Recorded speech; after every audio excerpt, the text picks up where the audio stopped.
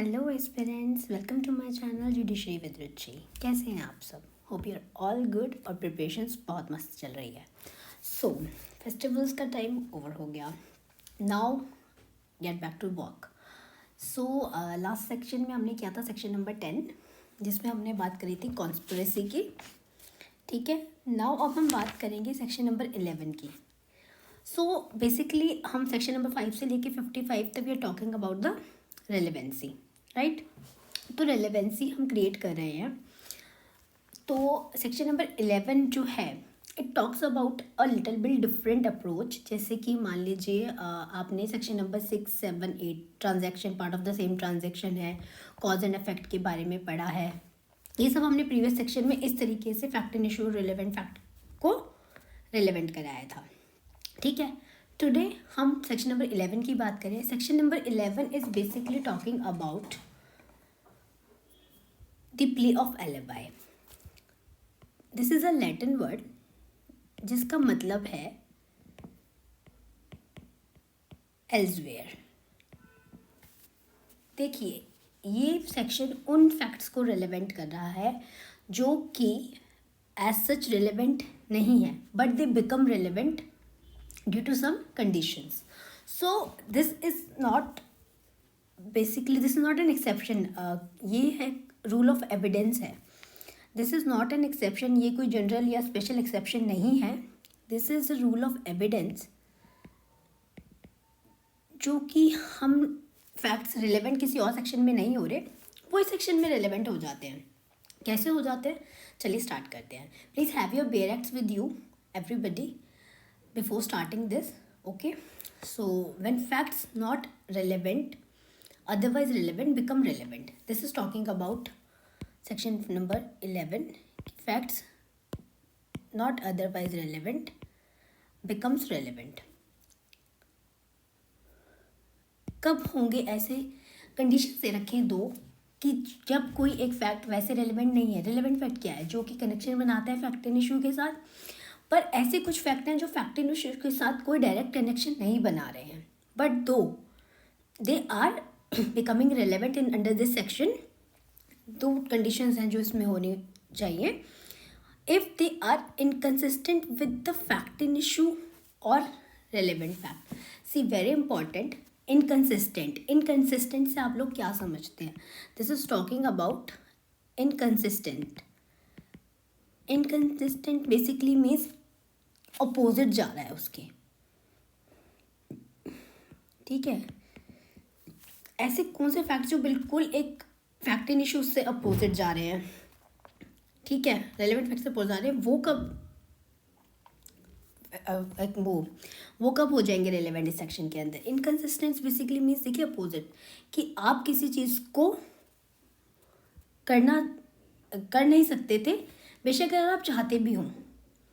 जैसे एग्जांपल लेते हैं हम, प्ले ऑफ एलिबाई के बारे में बात है। एल्सवेयर मतलब कि आप ए ने बी का मर्डर किया, ठीक है, दिस इज हमारा फैक्ट एंड इशू। अब इसके साथ कई फैक्ट्स हैं जो कनेक्ट होंगे।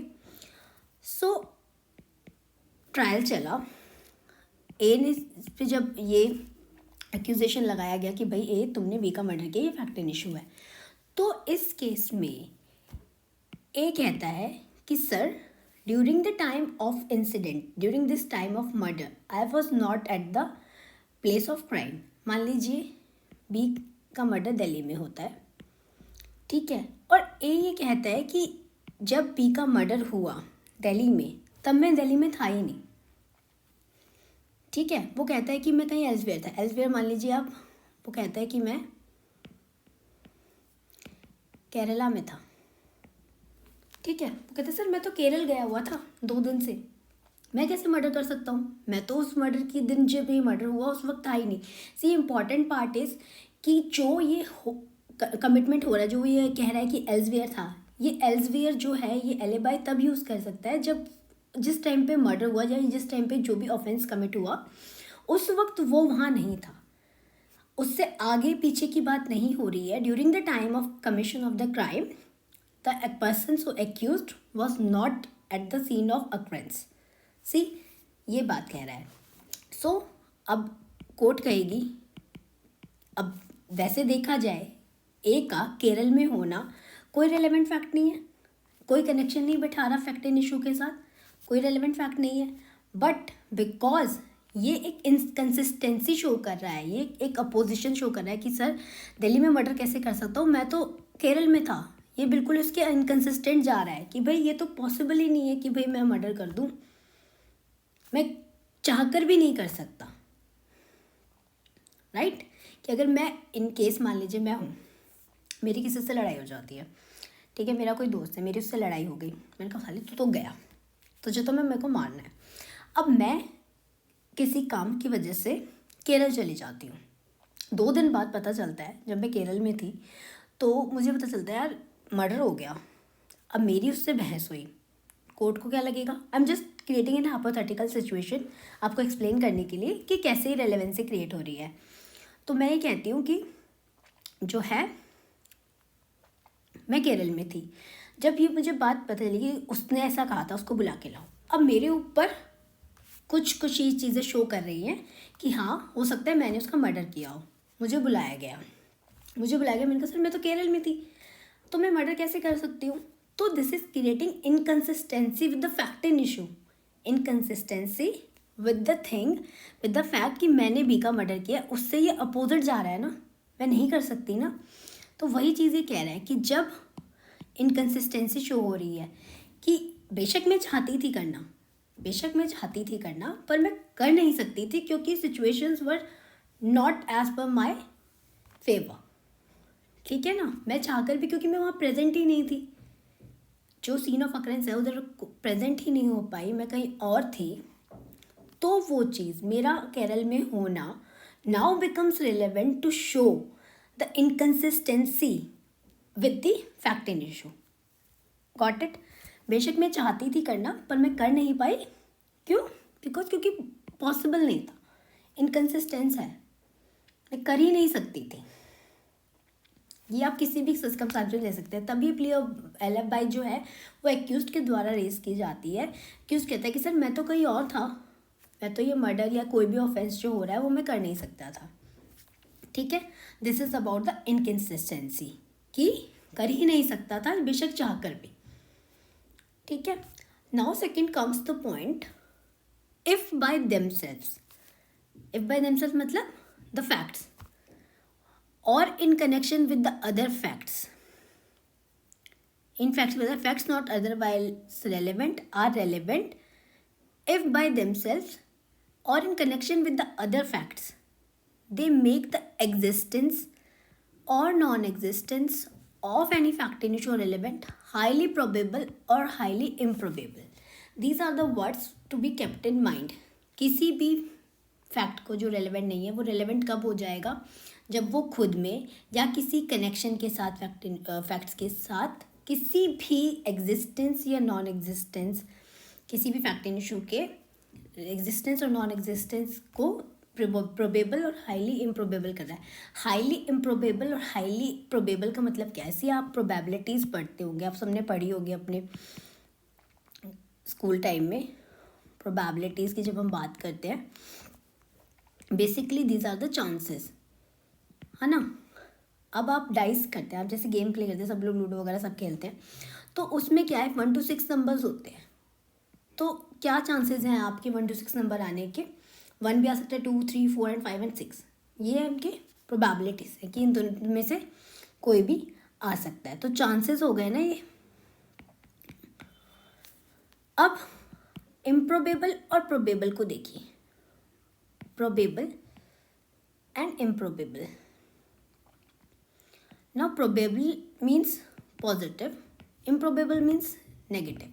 मतलब कि जो एक फैक्ट इन इशू है, जैसे कि मैंने बी का मर्डर किया, उस चीज़ की अगर सिचुएशंस ऐसी हैं जो ये बता रही हैं कि हाँ मैंने मर्डर किया है, उसके चांसेस ज़्यादा हैं, तो वो प्रोबेबल हो जाएगी। और अगर ये फैक्ट्स ऐसे हैं जो दिखा रहे हैं, नॉन एग्जिस्टेंस दिखा रहे हैं कि भाई ये तो कर ही नहीं सकती थी, तो वो इम्प्रोबेबल हो जाएगी। कैसे? Let's see the example. This is very important section, see pre, mains और इंटरव्यू तीनों के लिए इम्पॉर्टेंट है। It's a rule of evidence, ठीक है। ये आपके तीनों उसमें आ सकता है, मेंस में भी आ सकता है, प्री के लिए भी इम्पॉर्टेंट है और मेंस के लिए भी डायरेक्ट ही आ जाता है आपको। ये जो दे रखा है facts is not relevant becomes relevant explain, ठीक है, ऐसे भी क्वेश्चन आ सकता है।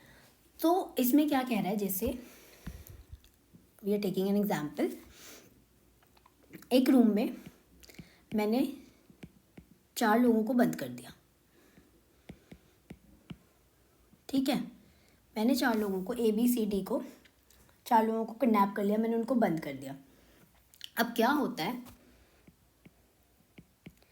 इनमें से A जो है वो बिल्कुल फिट है, B जो है वो फिजिकली हैंडीकैप्ड है। मैं सिर्फ आपको एक हाइपोथेटिकल सिचुएशन दे रही हूँ कि हाँ भाई ऐसा ऐसा है टू शो, ठीक है। C है, ही इज चेन्ड अप, उसको मैंने चेन से बांध रखा है, ठीक है। और D जो है वो मान लीजिए वो ब्लाइंड है, ठीक है, उसको देख नहीं सकता and he can't even use his hand.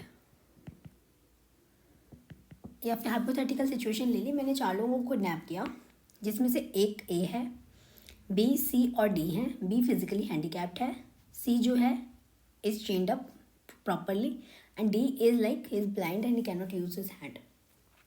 तो इस केस में ये 4 लोग रूम में बंद है, मैं इनको एक दिन रूम में बंद करके गई। The very next day I came there and what I saw कि जो है ये D का मर्डर हो जाता है, ठीक है। Now D is murdered. अब इस केस में क्या होगा, जब प्रोबेबिलिटीज़ देखी जाएंगी कि भाई D का मर्डर कौन कर सकता है। उस रूम में 4 लोग प्रेजेंट थे, 4 में से एक का मर्डर हो गया, तो प्रोबेबिलिटीज़ यही रहेंगी कि या A ने मर्डर किया है, या B ने किया है, या C ने किया है, ठीक है। इन तीनों में से एक ने मर्डर किया है, ये चीज़ सामने आएगी। नाउ जब हमने एवेल्युएशन किया तो हमने देखा कि B तो फिजिकली हैंडीकैप था, he could not have committed the murder. C जो है वो चेन्ड अप था, so he also can not commit the murder. Left over is A। तो चांसेस क्या हैं, प्रोबेबिलिटी जो है वो ये हाई रहेंगी कि A ने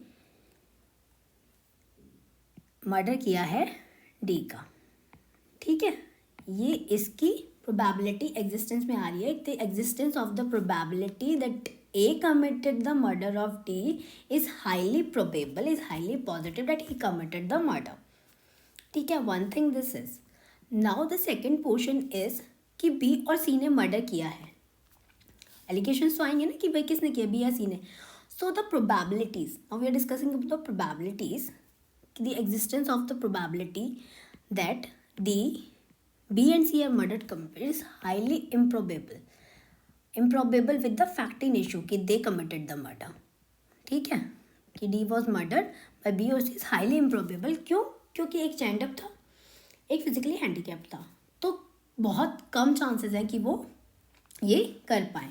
तो बेसिकली यहाँ पे इम्प्रोबेबल का जो मतलब है, जो हम इम्प्रोबेबल डिस्कस कर रहे हैं फैक्ट इन इशू के साथ, उसका मतलब ये है कि कर सकता था पर कर नहीं पाया, क्योंकि वो कर नहीं सकता था, ठीक है, क्योंकि वो हो नहीं सकता था। बेसिकली क्या है, पहले हमने इनकंसिस्टेंट पढ़ा जिसमें हमने कहा कि कर ही नहीं सकता था बेशक चाहता था तब भी। यहाँ पे क्या है कि कर सकता था पर कर नहीं पाया, क्यों? क्योंकि हो नहीं सकता था, राइट। आपको इम्प्रोबेबल और इनकंसिस्टेंसी की मतलब बीच में मतलब समझ में आ रहा है। Inconsistency is basically talking about the mayor impossibility, कि बहुत बहुत इम्पॉसिबल है जो है एक पर्सन का, उस व्यक्ति का मर्डर करना या कोई भी ऑफेंस कमिट करना। सेकंड में जो कनेक्शन बन रहा है रिलेवेंट फैक्ट्स के बीच कि एग्जिस्ट कर रहा है कोई फैक्ट या नॉन एग्जिस्टेंस में है कोई फैक्ट, उसकी प्रोबेबिलिटी और इम्प्रोबेबिलिटी को डिस्कस कर रहा है कि क्या प्रोबेबिलिटी है कि ए ने इसका मर्डर किया होगा, क्या इम्प्रोबेबिलिटी है कि इसने ए का मर्डर डी का मर्डर किया होगा ए ने। Do you get it?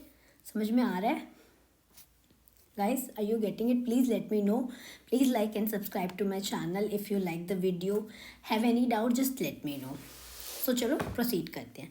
अब हम एक काम करते हैं, इसको थोड़ा इलस्ट्रेशन के बेस पे समझने की कोशिश करते हैं to clarify you more. The question is whether A committed a crime at Calcutta on a certain day. Certain day means एक पर्टिकुलर डे है, कोई भी ले लीजिए, ठीक है। अब ए ने क्राइम कमिट किया, ए ने क्राइम कमिट किया एट कलकत्ता, ठीक है।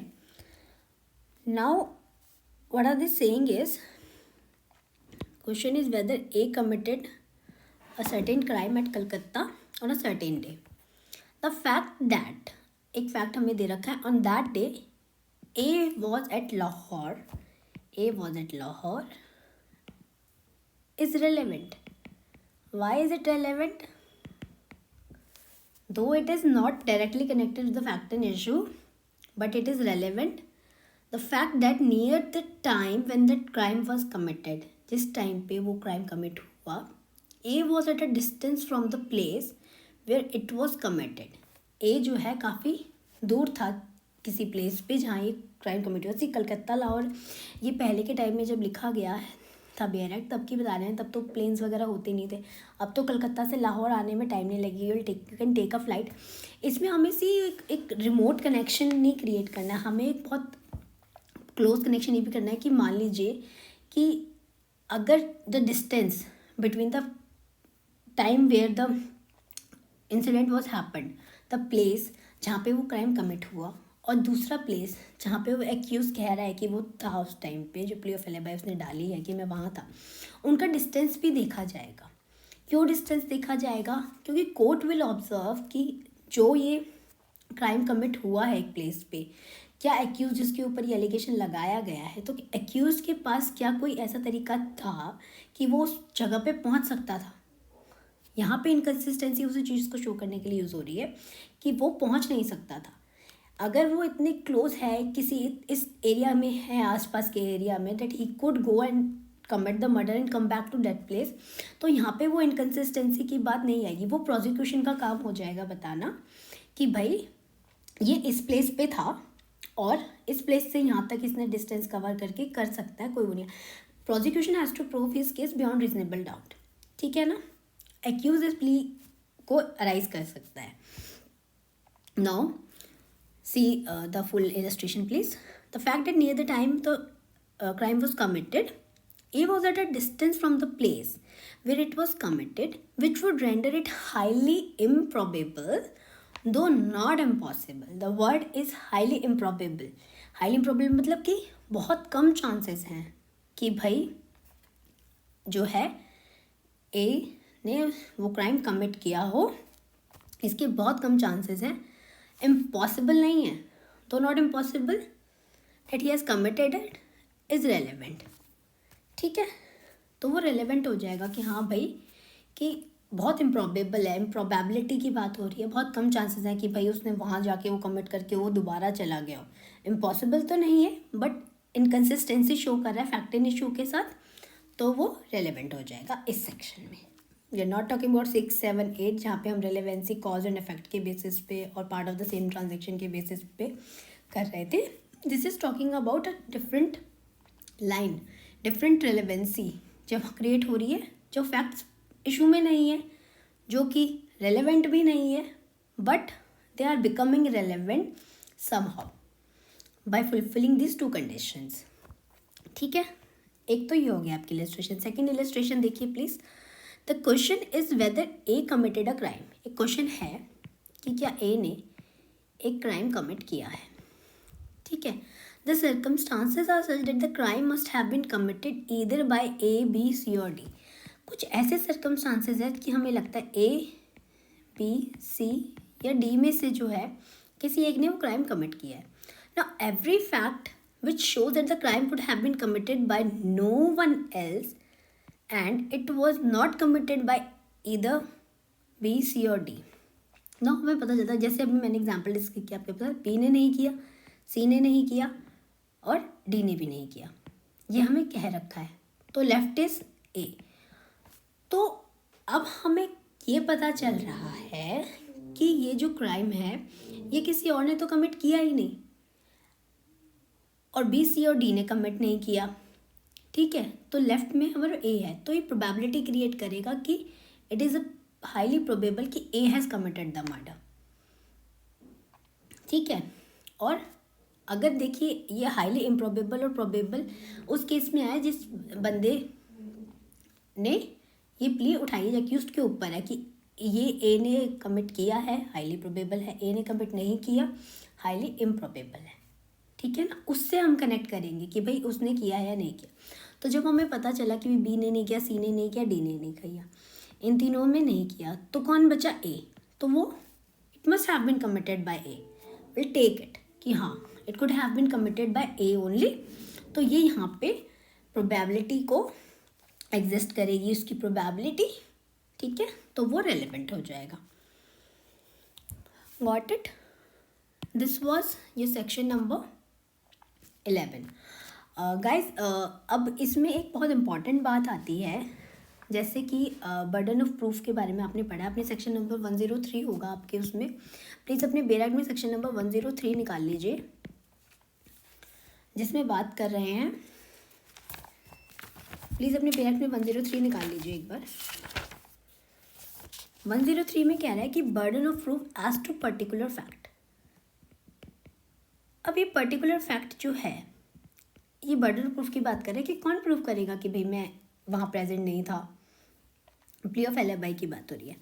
The burden of proof as to the particular fact lies on that person who wishes the court to believe in its existence unless it is provided by any law that the proof of that fact shall lie on any other particular person.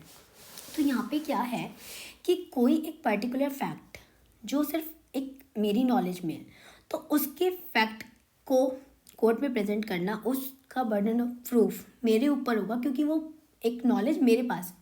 अगर एक बंदा है, एक accused है, ठीक है, वो एक प्ली ऑफ एलिबाई रेज करता है कि हाँ भाई आई वॉज एल्सवेयर, मान लीजिए ए है, वो कहता है कि मैं कहीं और था, मैं एलिबाई कहता है वो, तो जो जब वो वहाँ था जिस प्लेस पे, उस चीज़ का फैक्ट की नॉलेज ए को है और ए ये प्रूफ करवाना चाहता है, ए ये कोर्ट को बताना चाहता है, बिलीव करवाना चाहता है कि हाँ मैं था उस जगह पे, तो इस चीज़ की जो नॉलेज इस ए को है, तो इस चीज़ का बर्डन ऑफ प्रूफ भी ए पे होगा, बिकॉज ही नोज इट कि where was he.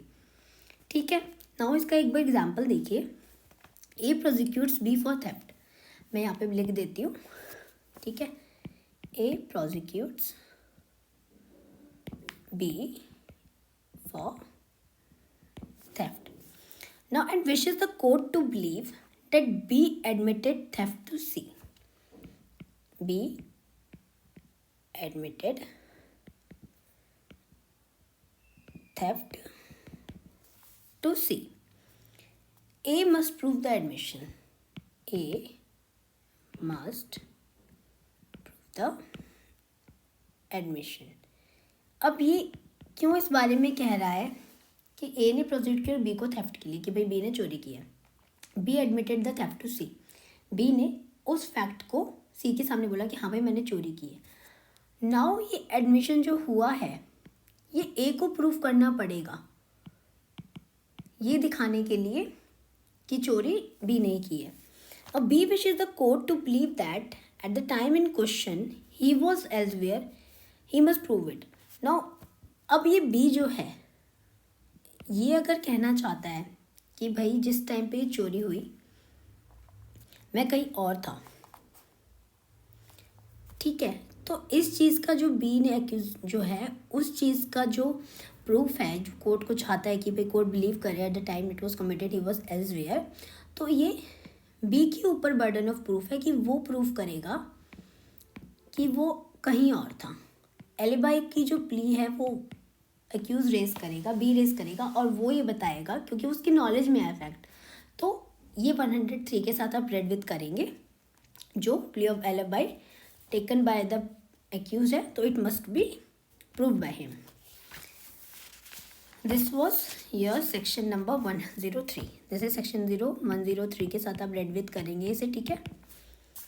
Section number 11 को जी क्योंकि बता रहा है, ठीक है। देखिए प्रोसिक्यूशन का तो काम है कि वो अपने केस को बियॉन्ड रीजनेबल डाउट प्रूव करे, ठीक है, ये प्रोसिक्यूशन का काम है। पर अगर कोई बी है, कोई एक्यूज है, अगर वो अपनी बात को प्रूव नहीं कर पाया कि ही वॉज नॉट एल्सवेयर, तो इसका मतलब ये भी नहीं है कि उसने जो एक्यूज है वो एट द टाइम ऑफ जो ऑफेंस है उस जगह पे वो था, at the place of occurrence वो था। इसका मतलब ये भी नहीं हो जाएगा अगर उसने अपनी एलिबाई को प्रूव नहीं कर पाया तो, ठीक है। सेकेंडली प्रोसिक्यूशन ने अगर ही प्रूव कर दिया कि भाई वो वहाँ पे था और उसका case beyond reasonable doubt proof हो जाता है, तो accused will be held liable, ठीक है। तो ये था आपका सेक्शन नंबर 11 जो कि दो चीज़ों की बात कर रहा है, इनकन्सिस्टेंसी की और एक इम्प्रोबेबिलिटी की। इम्प्रोबेबिलिटी का मतलब कि वो कर सकता था पर वो कर नहीं पाया, क्यों? क्योंकि वो उस सिचुएशन में नहीं था, वो बेसिकली फिजिकली जो है ना इनकैपेबल था, फिजिकली इनकैपेबल था उस क्राइम को कमिट करने के लिए, ठीक है।